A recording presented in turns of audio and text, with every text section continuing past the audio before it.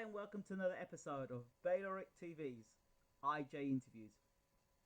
In this episode, I continue my journey on a quest to interview the top heavyweights in the world as they all battle to be first to become the next heavyweight champion of the world.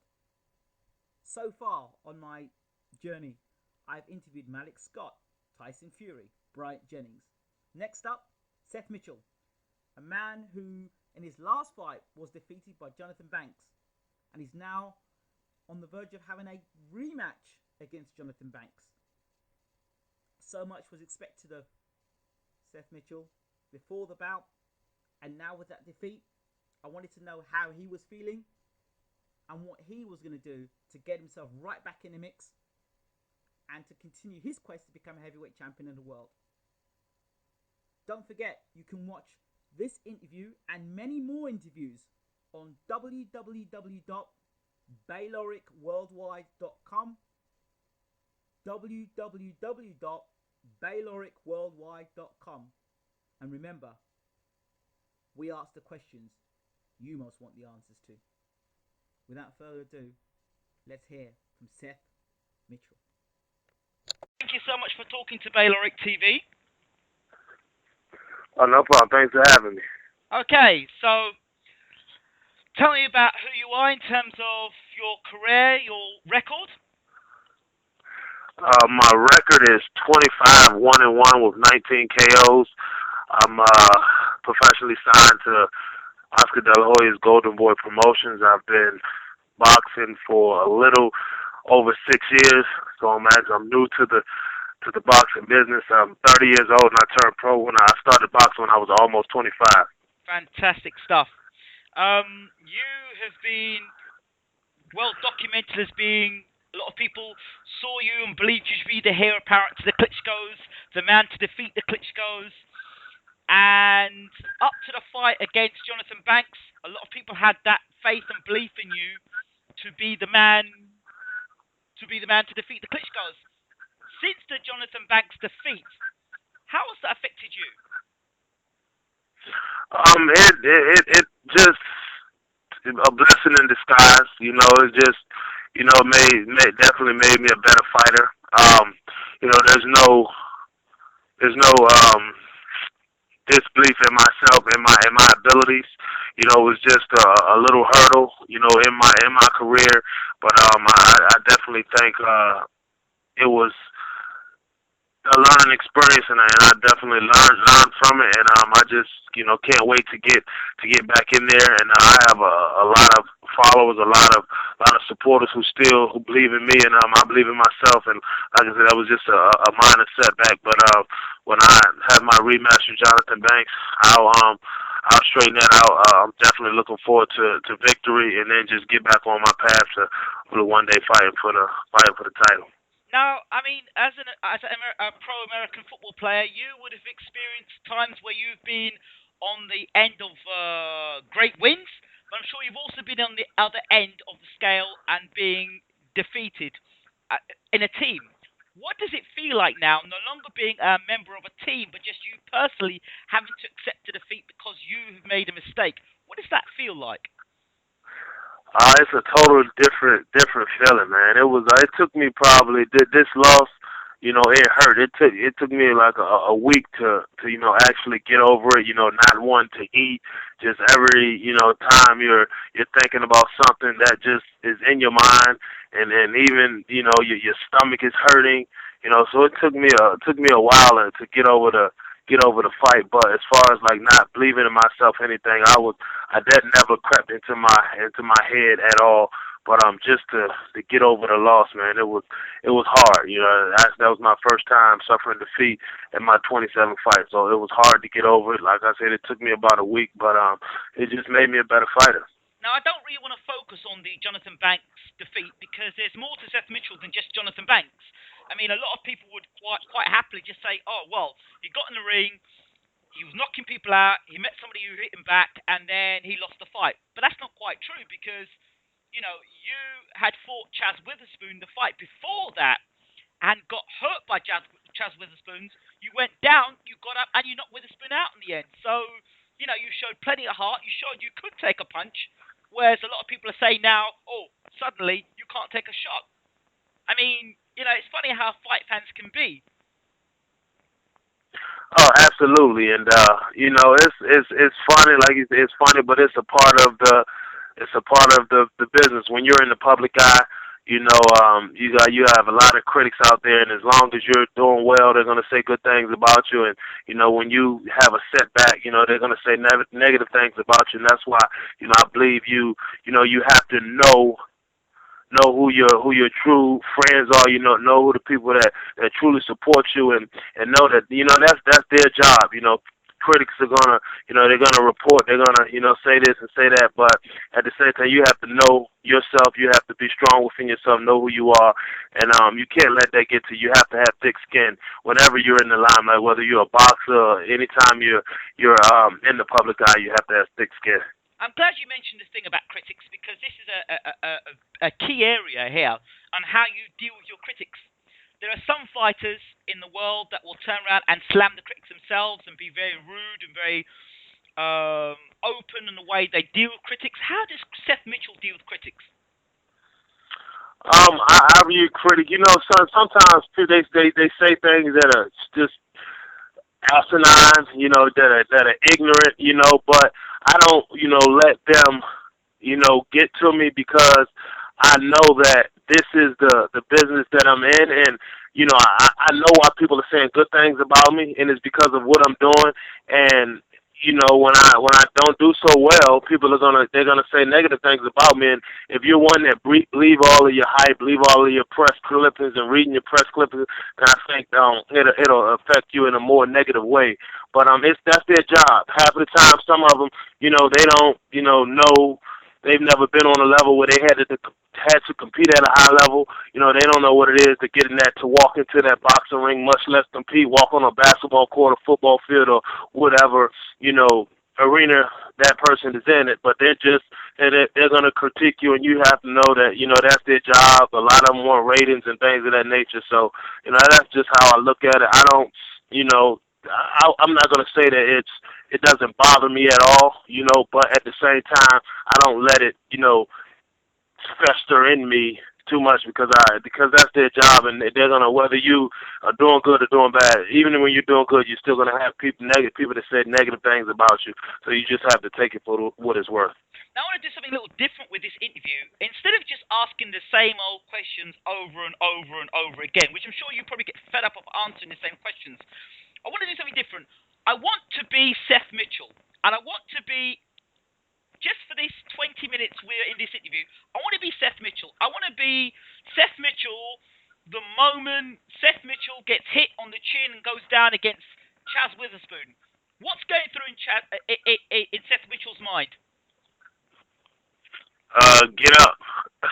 Well, actually, I did. Actually, when I fought Chaz Witherspoon, I never went down. I was just, I was wobbled. So right. The main thing that was going through is survive.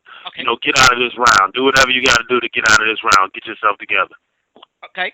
So you come through that. Now I noticed when you actually won the fight, that particular fight with Chaz Witherspoon, which was a pretty decent match for you at the time, and you felt that you were evenly matched.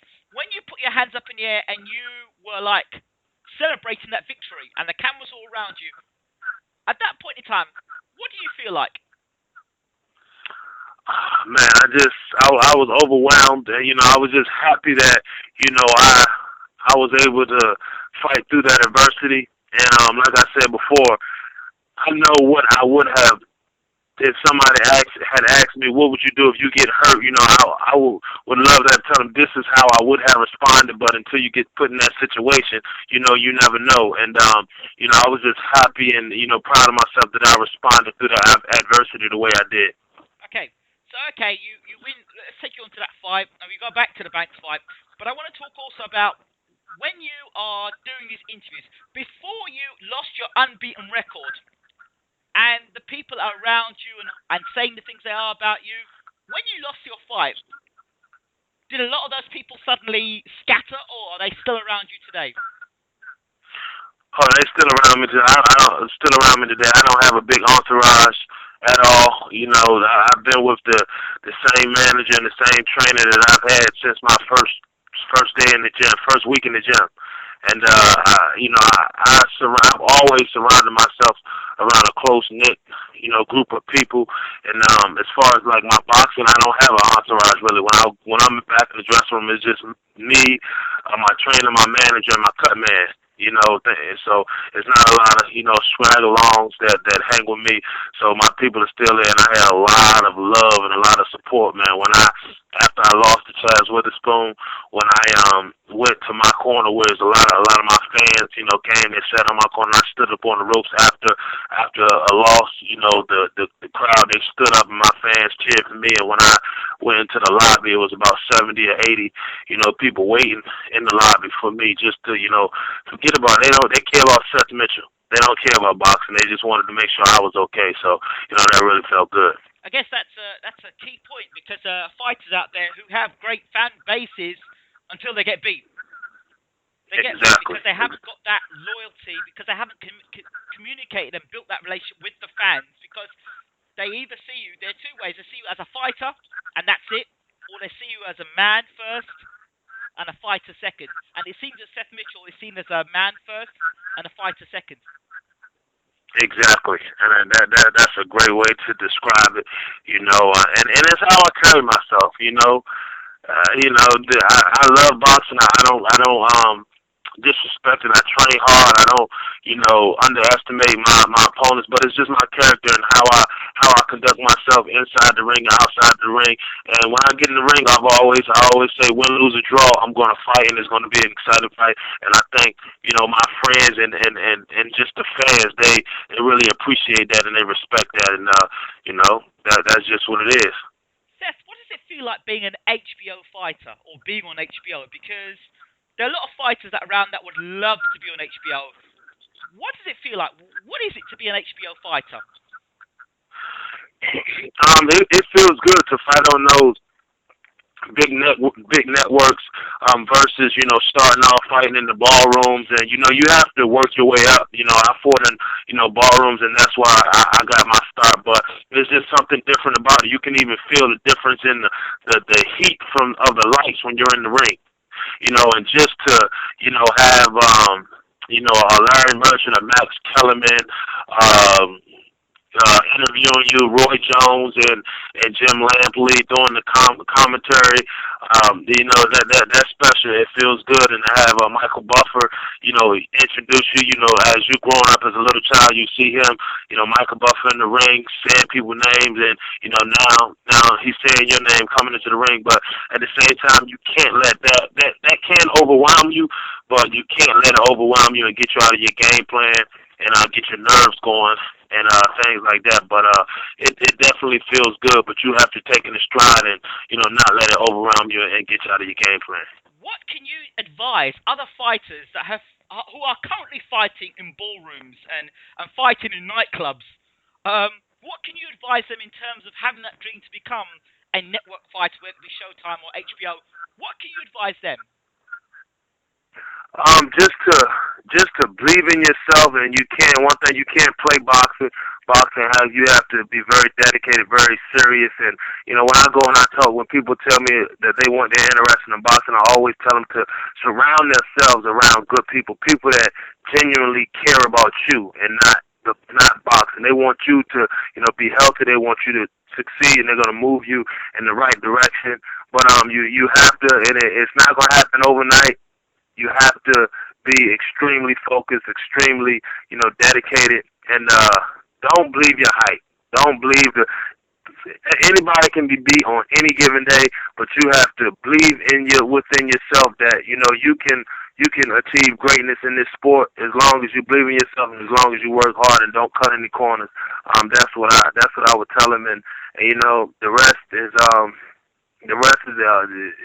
up to the man upstairs, to God. I mean, my faith is I'm a Christian, and I believe everything happens for a reason. But I think if they live by those guidelines, they'll be okay. Seth, it's easy to say, don't believe your own hype. I mean, you are a man now is on HBO. You've got all these people interviewing you. You've got such a big following. I mean, I mean, I guess maybe as a pro American footballer beforehand, maybe you were able to deal with that a lot better than people who've just gone into boxing and suddenly overnight become a star. What is it that you feel that has kept you almost grounded? Because some people could say, "Oh, Seth Mitchell's saying that now because he's got beat." Oh, I mean, if they follow me throughout my whole career, and I mean, they can go back to my high school days, my elementary days, and I was the player of the year for the state of Maryland. When I played football, I was an All-American. You know, when it comes to athletics, I've always been the man, but I've always been grounded. I've always been humble. They can go ask from the principals down to the custodians throughout people in my life. That's just my character. That's just my nature. I'm a very humble guy. My friends always joke and tell me that, oh man, you're so modest. And, you know, it is the fame and no, don't get me wrong. I appreciate it. I like it. But I don't let it overwhelm me. I don't think that I'm better than anybody else because, you know, I'm on, you know, I was fighting on HBO. I'm on the big networks. That doesn't mean that I'm better than you. I'm just blessed. I'm happy, and I just want to show that you can, you know, be at a high level and still, you know, be grounded, still be down to earth. A reporter asked me one time, what would you want people to remember you by? And I said, you know, that Seth could afford in any generation, and that if God blesses me and I win the heavyweight championship of the world, that I act the same when I'm a champion than when I was fighting in ballrooms. That's just my personality. That's just my character. That's great to know. And of course, Seth, you know, when other people listen to this interview afterwards, I want them to know that, you know, to hear your side of the story of who Seth Mitchell is, and not a fabricated story of who Seth Mitchell is. The other thing I want to ask Seth Mitchell is, I mean, now coming back to fight Johnathon Banks, is that fight still going to happen? Yes, that fight is going to happen. It should happen sometime in June, but Johnathon Banks will be my next opponent. Right, okay. In terms of that defeat, now, I've done a few interviews with American trainers, and I've spoken to people in private, but now I can talk to you directly and ask Seth Mitchell the question. If you were to lose again, potentially to Banks, does that affect your contract with Golden Boy and HBO? Do they still invest in you? What happens with that? That remains to be seen. I don't know. My contract with Golden Boy, I'm a Golden Boy fighter right now, and you know, it's a lot of. This is a big fight. You know, it's all I can say is it's a business at the end of the day, and I have to continue to give them something to work with. Right. I mean, that's all I can say. And you know, it's a lot. There was a lot of things that was running through my mind, but how I, you know, dealt with it was like, okay, I'm not going to think about this. All my focus is on Johnathon Banks and winning my next fight. Whatever happens after that happens. But my focus is just on Johnathon Banks, and I got a great relationship, great rapport with Golden Boy. But I know, and before this fight, like I told you, people are saying what they're saying because of what I'm doing, and you can genuinely like me as a person and want me to succeed. But at the end of the day, it's business, and I know that. So you're aware that business is business, and potentially, if you don't get it right second time round, there are consequences. But that's like with any business. That's not just Seth Mitchell. That's business in general. If you're doing the business, people want to invest in you. If you're not doing the business, then people want to pull away from you. That's not a personal thing. That's a business thing. Exactly. But like I said, they can genuinely want you. Somebody can genuinely know you as an individual, know you as a person, and genuinely like you and wholeheartedly want you to succeed. But it's about the bottom line. At the end of the day, it's a business, and if you're not producing, then you know it's a business. And I think if you have to look at it like that. I mean, that's just how it is. So the conversations after in a dressing room when you've won a fight, you know, it's all well done, Seth. good stuff. You know, your promoter's looking at you, your manager's looking at you, everyone's happy with you. A lot of, you know, your back's been tapped and all that stuff. That conversation that was had after the defeat to Banks in the dressing room was a different conversation. Or a different. It wasn't really different. It wasn't, and we don't, like, even after a victory, there's not a lot of hoop and hollering it. So, you know, good job, you know, and we say our prayer, and then you know, we talk about some things that I did wrong, talk about some things that I did well, and don't get me wrong, it definitely feels good, especially the day after. The day after a fight, when you wake up, it's like, man, you know what I'm saying, you're walking around on cloud nine, so I don't want to downplay my victories at all. They feel extremely good. But after this loss, it was more, it was just, you know, how are you? Are you okay?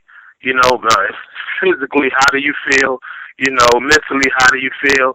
And then, I mean, it was hell. It was tough, you know, but it wasn't like, oh, well, you should have did this or you should have did that. And, you know, we just didn't even really talk about it for a few days. And then, you know, after a few days when we viewed the tape, we go back to the gym and, you know, watch, you know, some of the things that I did wrong and, you know, saw some of the things that we knew he was going to do and that I couldn't do that I did. And, you know, but after it was just the initial conversation in the dressing room was just not about how are you feeling, you know, how do you feel, you know, take some time away, you know, take a week, 2 weeks away, don't even think about boxing. That's what it was. Wow. It's good to hear that you've got that sort of support around you. It's very good. Okay, let's talk about the heavyweight division. Let's talk about what's going on at the moment. David Price recently lost to Tony Thompson. Yes. And now they're going to have a rematch. What are your thoughts on this? I thought it was when the fight was made. You know, Tony Thompson. He's we're from the same area, from the Washington D.C. area, right. And you know, Tony Thompson is like my big brother when it comes to boxing and the heavyweight division. I've been, you know, sparring him ever since I was 6 months into boxing. So he's definitely helped me out a lot, taught me a lot of things in the ring, and I thought it was a tough fight, but I knew Tony Thompson had a lot of experience, and that was a big jump up for David Price. And I mean, I wanted, you know, I thought it was a good pick'em fight, but I mean, I wanted Tony Thompson to win. I mean, you know, he's like my mentor, big brother. I wouldn't have picked him to win by knockout, you know, but if he had won, I thought he could have just touch him up and, you know, beat him in the decision. And, you know, when I got the call that Tony Thompson had won, somebody texted me that he had won, I was elated for him. I was very happy for him. So how do you think the rematch goes? I think this just as the first one was. I mean, it's a pick 'em fight. I think Tony Thompson has a lot of experience, man, and, you know, with David Price, what was he, 14-0 at the time? Yeah. He was 14-0 at the time. I think it's a lot of Tony Thompson has a lot of experience, and I mean, he lost to Klitschko twice, but, you know, I've been in there with him, and I sparred probably 500 or 600 rounds with Tony Thompson, and I know that he can fight. So I think it's going to be a very intriguing fight again. Okay. Tyson Fury is coming to America to fight Steve Cunningham. Your thoughts? I haven't seen Steve Cunningham fight that much. I've seen Tyson Fury fight. I like Tyson Fury. I think he's a good fighter, and I think that his size might prevail him in this fight. I think he's going to be too big for Steve Cunningham. The Haymaker is also back. Yes, he is. Yes, he is. I like David Haye a lot. I think David Haye is a good fighter. He has power, and he has good athleticism, good movement. You know, he can box, and he has that. You know, he has that haymaker. So I think he will bring a lot of excitement in the heavyweight division. Derek Chisora? Do you know Derek Chisora? Yes, I know Chisora. He's a bull. You know, I like him too. You know, I think all of the fighters that you name, I definitely think they can fight. He's not as athletic as a David Hay, but he brings the fight. He makes you fight. He's a come forward fighter and throws a lot of good punches. Not straight punches though, but like hooks and overhands and things of that nature. Right. And obviously you got the Klitschko's. Where does Seth Mitchell see himself with the Klitschko's? I mean, what can you they're the cream of the crop, you know. I mean, they've earned their respect. You know, I think the younger brother is he hits harder. Yes. And I think he's more athletic. He has better balance, and I think he has both of them have a great jab, but I think the younger one hit harder. He's more athletic, and he judges his distance a lot better. The older brother, I think he might be a little tougher, but he gives you more opportunities to hit him, to fight. He'll fight you more.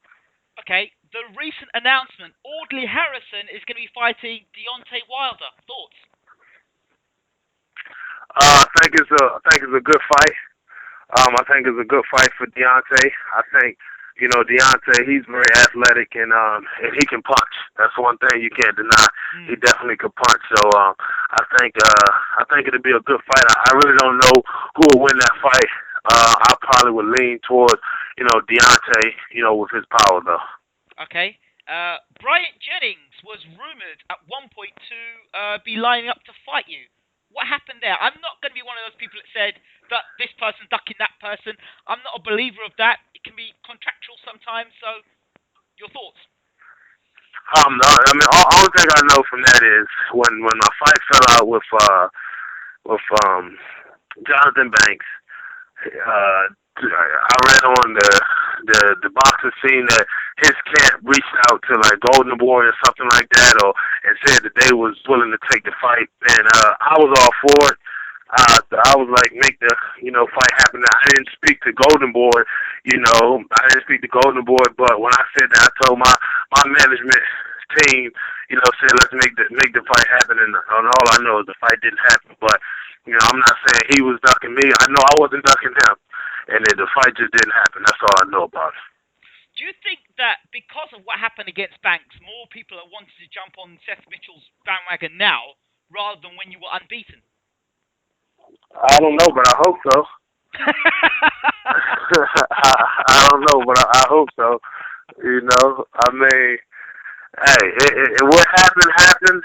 I don't make excuses. People said, "Oh, he caught you with a lucky shot." I said, "Man, he did what he was supposed to." When I went and looked at the fight, I saw how I was reaching and how I was lunging and things of that nature. He did what he was supposed to do, but that didn't. I'm not cocky at all, but I'm very confident and I believe in myself. So, I mean, I just went back to the drawing board and been worked since December. Been working on things that I did in that fight and things that I knew, but I guess sometimes things have to happen for that, that light switch to come on before you really, make a change.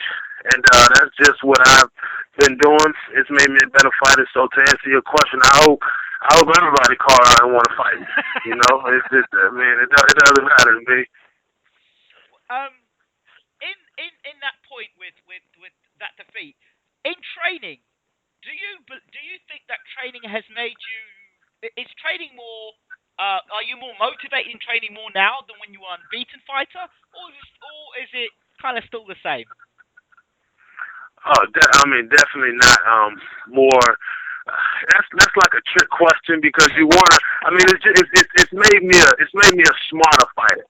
I don't know if I'm training smarter. I'm just more, conscious. Prime example. I was after this fight, after I lost to Jonathan Banks, I was like, man, I wish that the ref.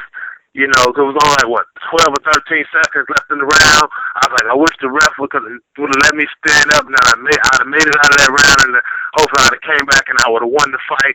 And then I said, you know what? If that would have happened, I wouldn't have learned what God wanted me to learn, because I went back and watched my Chaz Witherspoon fight, and some of the same mistakes that I was making in the Chaz Witherspoon fight, I made in the Jonathan Banks fight. But I didn't change. The light switch didn't come on. So if that didn't happen, I believe everything happens for a reason. And it just made me a smarter fight, you'll be tuned in, and you'll see what I'm talking about. I don't like to, say what I've been working on or what I've been doing because, this public media and the internet, everybody, reading and stuff like that. But Yeah. you'll definitely see that it's made me a better fighter. Finally, what is it like to sit down in a room with Jim Lampley and Max Kellerman, and they're asking you all these questions about your upcoming opponent and on your views and fight? What does it feel like when they're asking those questions and you make sense or cotton on? They may not believe in you as much as you believe in yourself. How does that feel? It's I mean, you have to be very. You know when somebody is asking you questions and they don't believe what you believe, but you can't just, like I said, this is their job, so you can't just go on a tirade and bash them and get crazy on them. So you just gotta answer the questions in a professional manner, but let them know where you stand, and you just gotta go out there and ultimately prove them wrong. That's all you can do. But if you let every time somebody say something about you, you're gonna go on Twitter or something and respond, or Facebook, or you're gonna drive yourself crazy. You're gonna drive, and that's just how I look at it, man. I don't respond to negative stuff. I got too much. I'm married. I'm a father. I got 2 kids, 2 children, lovely wife, man. I got plenty of stuff to be thankful of. So that's just how I look at it. I can't let all that. I drive myself crazy if I think about all that stuff and let that stuff bother me. There was something about Seth Mitchell I didn't know. I know that you studied and you obviously went to college and stuff, but you had a degree in criminal justice. Am I correct there? Correct. Yes, you're correct. Didn't even know that about you, Seth, until I went and did. I watched. I think it was 2 Days with Seth Mitchell or HBO, one of those HBO productions. Yeah, that was documented very well, man. I thought that was put together well. Yes. So, what made you get into that? What made you study that? I'm sorry. Can you repeat yourself? What made you get into that? Being a student, study criminal justice. I mean, to be honest, it's I went in it undecided, and I was taking a couple of courses. And I took CJ 110 Intro to Criminal Justice, and it just intrigued me. And I took another class, and that kept my interest too. So I was like, okay, I'm gonna make this my major. But it wasn't like I grew up, saying, oh, I wanted to be a cop, anything like that. It was just I went there and I was undecided, and I took a course, and it piqued my interest, and so I was like, okay, let me take another course, and that piqued my interest as well. Seth Mitchell, thank you so much for talking to Bayloric TV. It is so good to talk to an individual who is such a role model and takes being a role model so seriously in the public eye. Thank you very much, man. I really appreciate it, and you did a great interview, by the way. And man, just make sure you tune in for my fight against Johnathon Banks, and hopefully I can come on again and chop it up with you. And also, Seth, don't forget to follow me on Twitter. I'll tweet you later. Okay, I definitely will. Take care. Thank you very much. All right, brother. Take care.